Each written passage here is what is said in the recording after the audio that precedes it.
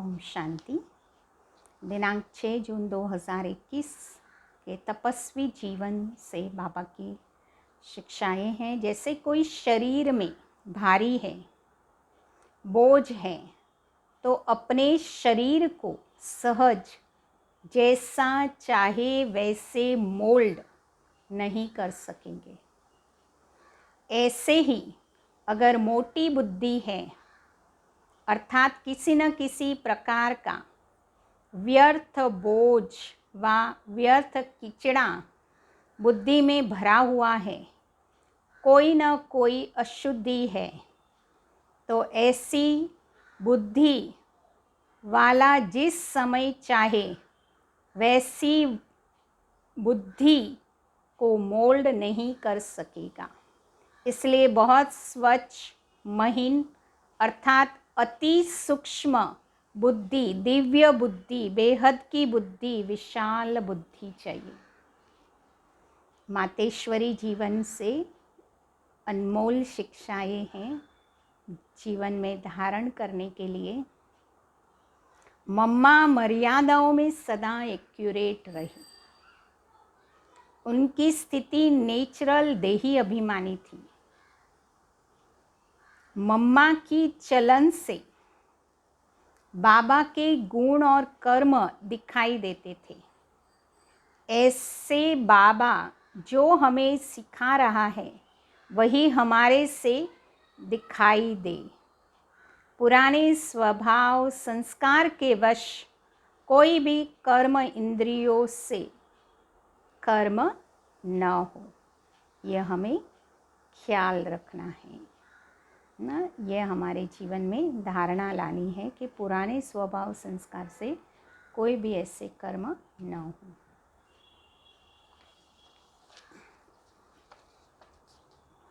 आज की वाणी अव्यक्त बाप दादा के महावाक्य है।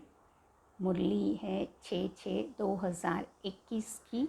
रिवाइज डेट है 14 जनवरी 88 की। बाबा के महावाक्य है। मुरली की हेडिंग है उदासी आने का कारण छोटी मोटी अवज्ञाएं। आज बेहद के बड़े ते बड़े बाप, ऊंचे ते उच्च बनाने वाले बाप अपने चारों ओर के बच्चों से विशेष आज्ञाकारी बच्चों को देख रहे हैं। आज्ञाकारी बच्चे तो सभी अपने को समझते हैं, लेकिन बाबा कहते हैं समझते तो सभी हम आज्ञाकारी है, लेकिन है नंबरवार। कोई सदा आज्ञाकारी है, कोई आज्ञाकारी है, सदा नहीं है। आज्ञाकारी की लिस्ट में सभी बच्चे आ जाते हैं, लेकिन अंतर ज़रूर है। आज्ञा देने वाला बाप सभी बच्चों को एक समय पर एक ही आज्ञा देते हैं। अलग अलग भिन्न भिन्न आज्ञा नहीं देते हैं। फिर भी नंबरवार क्यों होते हैं?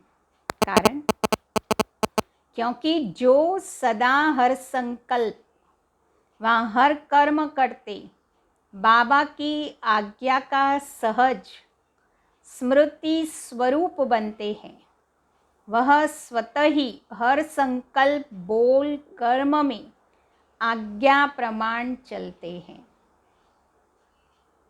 और जो स्मृति स्वरूप नहीं बनते उनको बाबा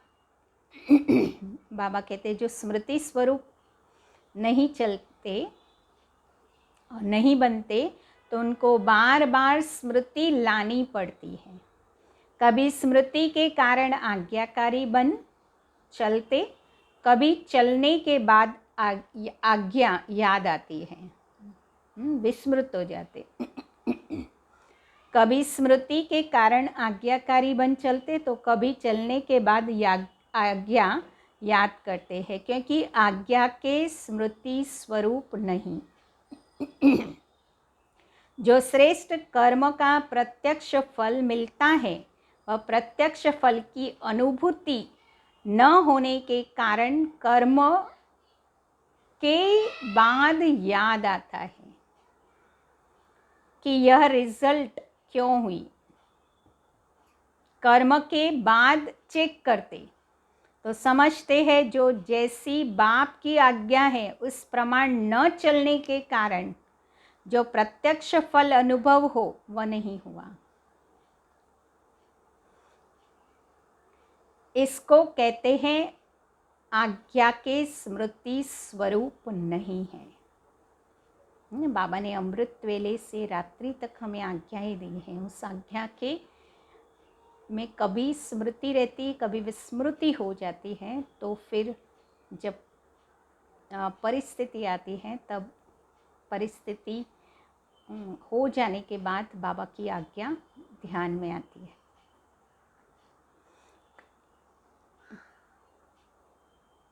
तो नंबर 1 बाबा कहते हैं कर्म के फल को देखकर स्मृति आई, तो नंबर 1 है सहज स्वतः स्मृति स्वरूप आज्ञाकारी। और दूसरा नंबर है कभी स्मृति से कर्म करने वाले और कभी कर्म के बाद स्मृति में आने वाले। तीसरे नंबर की तो बात ही छोड़ो। 2 मालाएं हैं। पहली छोटी माला है क्योंकि सहज स्वतः स्मृति स्वरूप आज्ञाकारी की छोटी माला है। दूसरी बड़ी माला है। तीसरी की तो माला ही नहीं है, इसलिए 2 की बात कर रहे हैं। आज्ञाकारी नंबर 1 सदा अमृत वेले से रात तक सारे दिन की दिनचर्या के हर कर्म में आज्ञा प्रमाण चलने के कारण हर कर्म में मेहनत नहीं अनुभव करते, लेकिन आज्ञाकारी बनने का विशेष फल बाबा के आशीर्वाद की अनुभूति करते हैं, क्योंकि आज्ञाकारी बच्चे के ऊपर हर कदम में बाप दादा के दिल की दुआएं साथ हैं। इसलिए दिल की दुआओं के कारण हर कर्म फलदायी होता है, क्योंकि कर्म बीज है और बीज से जो प्राप्ति होती है वह फल है। तो नंबर 1 आज्ञाकारी आत्मा का हर कर्म रूपी बीज शक्तिशाली होने के कारण हर कर्म का फल अर्थात संतुष्टता सफलता प्राप्त होती है।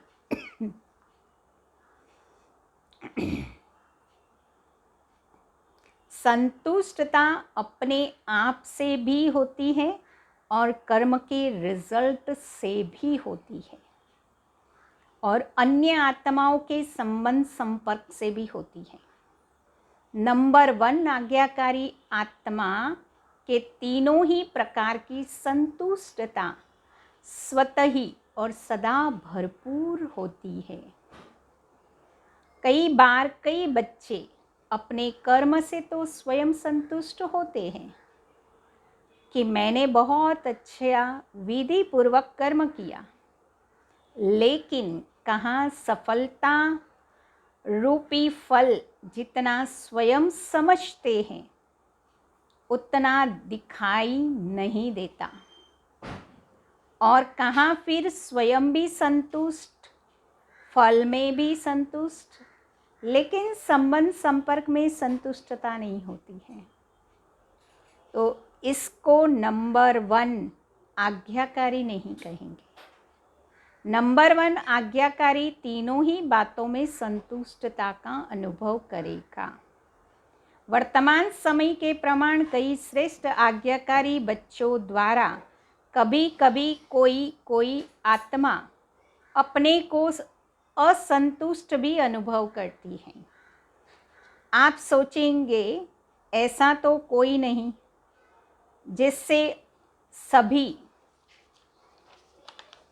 संतुष्ट हो, कोई ना कोई असंतुष्ट हो भी जाते हैं, लेकिन वह कई कारण होते हैं।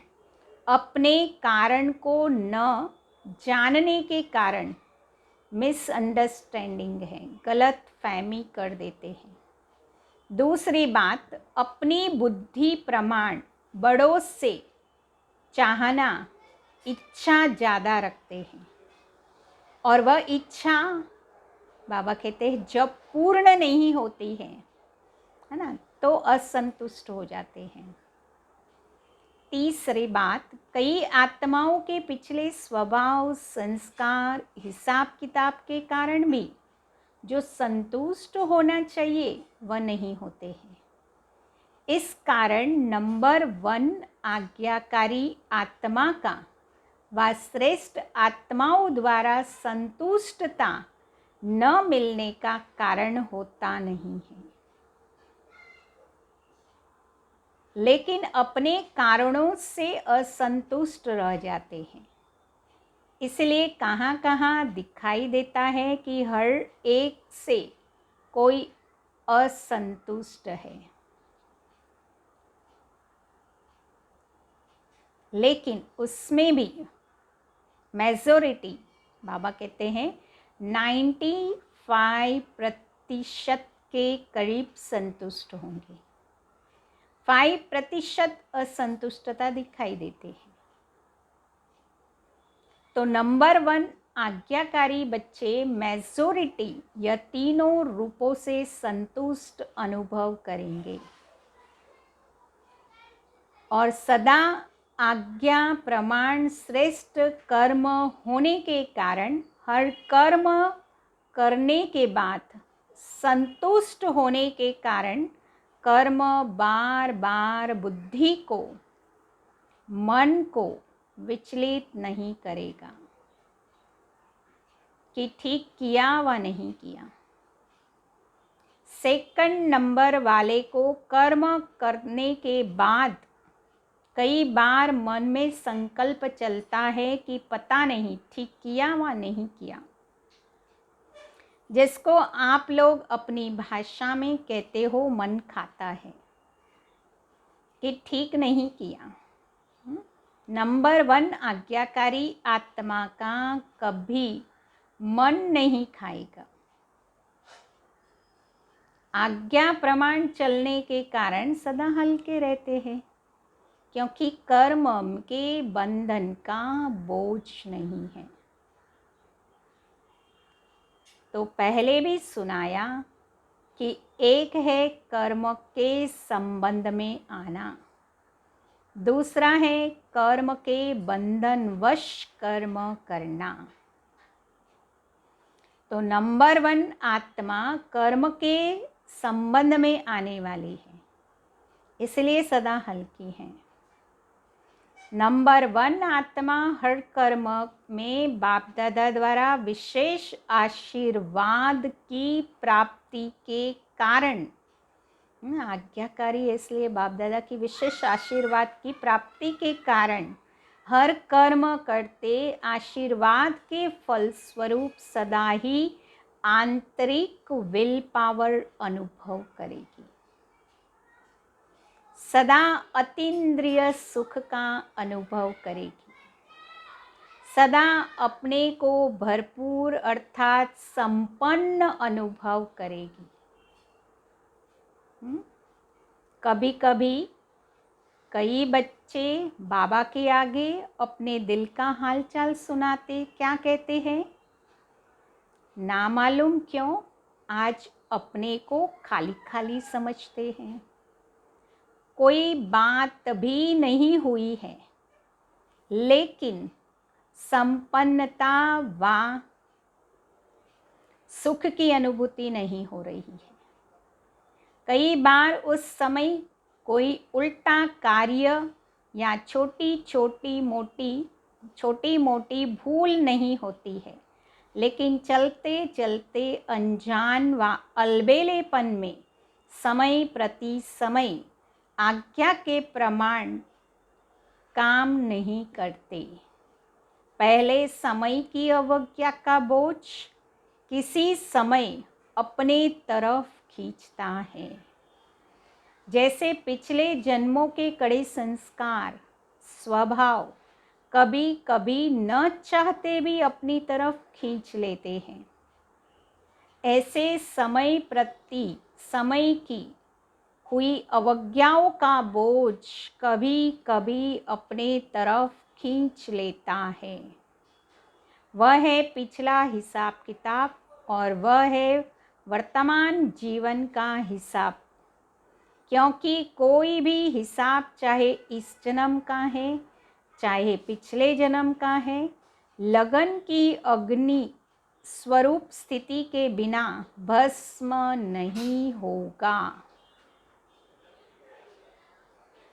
माना बाबा कहते लगन की अग्नि स्वरूप स्थिति के बिना भस्म नहीं होगा। तो सदा अग्नि स्वरूप स्थिति अर्थात शक्तिशाली याद की स्थिति, बीज रूप लाइट हाउस माइट हाउस स्थिति सदा न होने के कारण हिसाब किताब को भस्म नहीं कर सकते हैं। इसलिए रहा हुआ हिसाब अपनी तरफ खींचता है। उस समय कोई गलती नहीं करते हो कि पता नहीं क्या हुआ। कभी मन नहीं लगेगा याद में, सेवा में, या कभी उदासी की लहर होगी। एक होता है ज्ञान द्वारा शांति का अनुभव, दूसरा होता है बिना खुशी बिना आनंद के सन्नाटे की शांति। वह बिना रस के शांति होती है। सिर्फ दिल करेगा कहाँ अकेले में चले जाए, बैठ जाए। तो यह सब है निशानियां हैं कोई न कोई अवज्ञा की। कर्म का बोझ उन्हें खींचता है। अवज्ञा एक होती है पाप कर्म करना व कोई बड़ी भूल करना, और दूसरी छोटी मोटी अवज्ञाएं भी होती हैं। जैसे बाप की आज्ञा है अमृत वेले विधि पूर्वक शक्तिशाली याद में रहो, तो अमृत वेले अगर इस आज्ञा प्रमाण नहीं चलते तो उसको क्या कहेंगे? आज्ञाकारी व अवज्ञा। हर कर्म योगी बन करके करो, निमित्त भाव से करो, निर्माण बन के करो, तो यह है आज्ञाएं हैं। ऐसे तो बहुत बड़ी लिस्ट है, लेकिन दृष्टांत की रीति से सुना रहे हैं। दृष्टि वृत्ति सबके लिए बाबा ने आज्ञा दी है। इन सब आज्ञाओं में से कोई भी आज्ञा विधि पूर्वक पालन नहीं करते तो इसको कहते हैं छोटी मोटी अवज्ञा। दृष्टि के लिए भी बाबा की आत्मा की कोई भी आत्मा को देखो तो पहले उनके आत्मिक स्वरूप को देखो, है ना। तो उस रूप से नहीं देखते तो हमारे से छोटी मोटी अवज्ञाएं होती रहती हैं।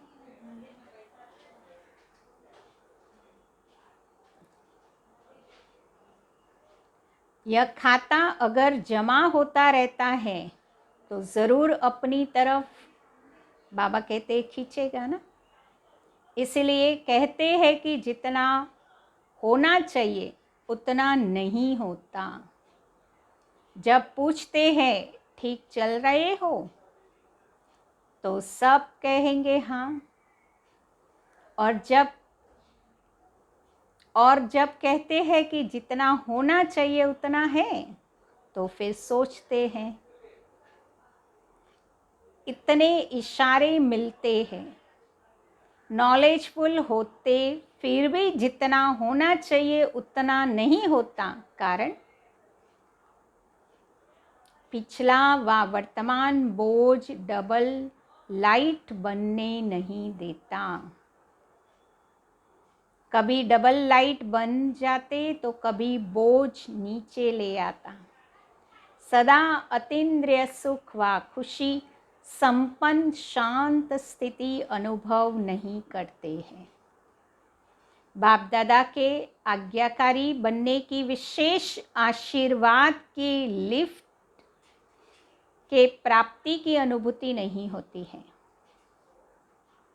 इसीलिए किस समय सहज होता तो किस समय उनको मेहनत लगती।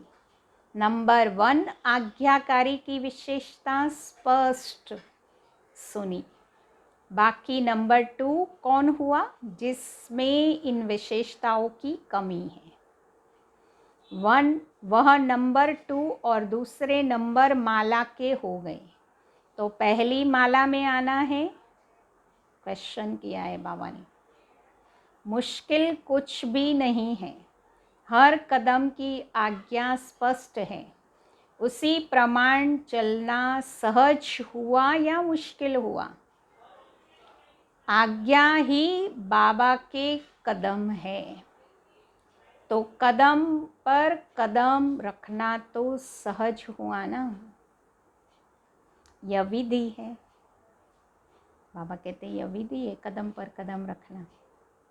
तो मुश्किल क्या हुआ? बच्चे के नाते से भी देखो, बच्चे अर्थात जो बाप के फुट स्टेप्स पद चिन्हों पर चले।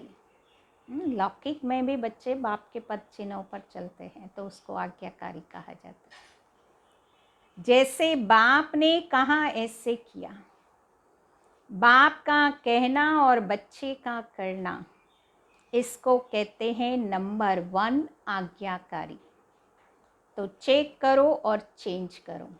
अच्छा, चारों ओर के सर्व आज्ञाकारी बाबा कहते हैं श्रेष्ठ आत्माओं को, सदा बाप द्वारा प्राप्त हुई आशीर्वाद की अनुभूति करने वाली विशेष आत्माओं को, सदा हर कर्म में संतुष्टता सफलता अनुभव करने वाली महान आत्माओं को, सदा कदम पर कदम रखने वाले आज्ञाकारी बच्चों को बाप दादा का याद प्यार, गुड मॉर्निंग और नमस्ते। हम रूहानी बच्चों की रूहानी बाप दादा को याद प्यार, गुड मॉर्निंग और नमस्ते बाबा। नमस्ते, सदा रहो मुस्कुराते। पार्टियों से बाबा की मुलाकात है। सदा अपने को रूहानी यात्री समझते हो। यात्रा करते क्या याद रहेगा?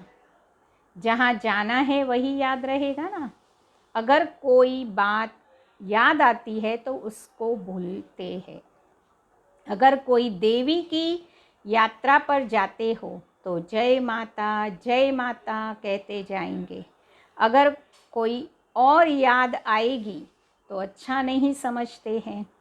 एक दो को भी याद दिलाएंगे, जय माता याद करो।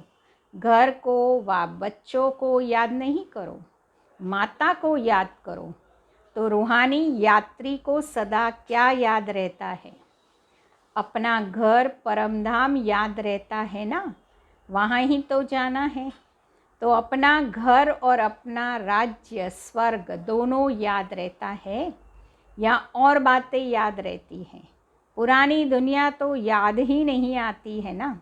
ऐसे नहीं कि यहाँ रहते हैं तो याद आ जाती है, रहते हुए भी बाबा ने कहा न्यारे रहना है, क्योंकि जितना न्यारे रहेंगे उतना ही प्यार से बाबा को याद कर सकेंगे।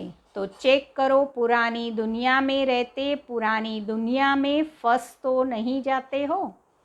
कमल पुष्प कीचड़ में रहता है लेकिन कीचड़ से न्यारा रहता है। तो सेवा के लिए रहना पड़ता है, मोह के कारण नहीं। तो माताओं को मोह तो नहीं है। अगर थोड़ा पोतरे धोतरे को कुछ हो जाए तो फिर मोह होगा। अगर वह थोड़ा रोए तो आपका मन भी थोड़ा रोएगा, क्योंकि जहाँ मोह होता है तो दूसरे का दुख भी अपना दुख लगता है। ऐसे नहीं कि उनको बुखार हो तो आपको भी मन का बुखार हो जाए। मोह खींचता है ना। पेपर तो आते हैं ना, कभी भी पोतरा बीमार होगा, कभी धोत्रा, कभी धन की समस्या आएगी, कभी अपनी बीमारी की समस्या आएगी, यह तो होगा ही। लेकिन सदा न्यारे रहो, मोह में न आए, ऐसे निर्मोही हो। माताओं को होता है संबंध से मोह, पांडवों को होता है पैसे से मोह। पैसा कमाने में याद भी भूल जाएगी।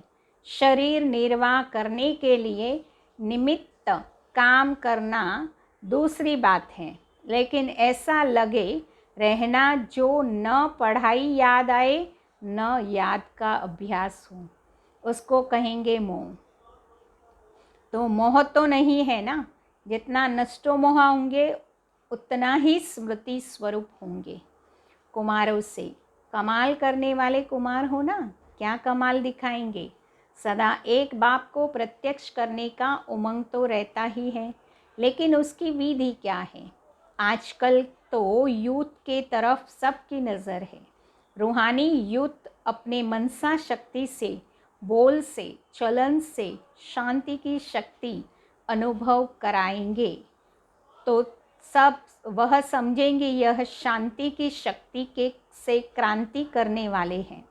जैसे जिस्मानी यूथ की चलन चेहरे से जोश दिखाई देता है ना, देखकर ही पता चलता है कि यह यूथ है। ऐसे आपके चेहरे और चलन से शांति की अनुभूति हो, इसको कहते हैं कमाल करना। हर एक की वृत्ति से वाइब्रेशंस आए, जैसे उन्हों के चलन से चेहरे से वाइब्रेशन आता है कि यह हिंसक वृत्ति से, यह हिंसक वृत्ति वाले हैं। ऐसे आपके वाइब्रेशन से शांति की किरणें अनुभव हो, ऐसी कमाल करके दिखाओ। कोई भी क्रांति का कार्य करता है तो सबका अटेंशन तो जाता है ना, ऐसे आप लोगों के ऊपर सबका अटेंशन जाए, ऐसी विशाल सेवा करो। क्योंकि ज्ञान सुनने से अच्छा तो लगता है, लेकिन परिवर्तन अनुभव को देखकर अनुभवी बनते हैं।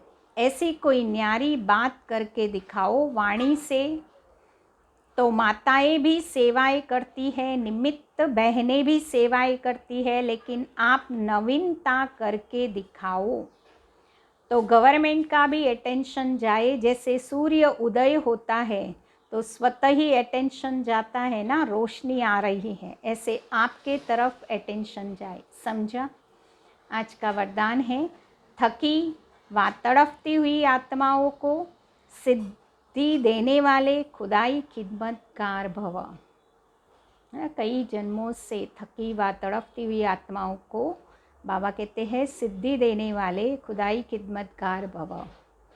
आत्माओं की बहुत समय से इच्छा आश है निर्वाण व मुक्ति धाम में जाने की। इसके लिए अनेक जन्मों से अनेक प्रकार की वह साधना करते हैं। साधना करते करते थक चुकी हैं। अभी हर एक सिद्धि चाहते हैं, न कि साधना। सिद्धि अर्थात बाबा किसको कहते हैं? सिद्धि अर्थात सद्गति। तो ऐसी तड़पती हुई, थकी हुई, प्यासी आत्माओं की प्यास बुझाने के लिए आप श्रेष्ठ आत्माएं अपने साइलेंस की शक्ति व सर्व शक्तियों से 1 सेकंड में सिद्धि दो, तब कहेंगे खुदाई खिदमतगार। स्लोगन है, कमज़ोर संस्कार ही माया के आने का चोर गेट है। चोर गेट को पहले क्या करना है? बंद करना पड़ेगा। तो कमज़ोर संस्कार ही माया के आने के चोर गेट हैं। देखना है हमारे अंदर ऐसे कौन से चोर गेट है, तो अब वह गेट बंद करो। पता हो फिर वो गेट को बंद कर सकेंगे ना। तो अपने कमज़ोर संस्कारों को चेक करो और फिर चेंज करो, अर्थात बंद करो। अच्छा, ओम शांति। हम 2 मिनट बाबा की मधुर याद, मम्मा की मधुर स्मृतियों में, शांति में आज की मुरली की रिविज़न को भी अनुभव करेंगे और बाबा से, मम्मा से शक्तियों का भी अनुभव करेंगे।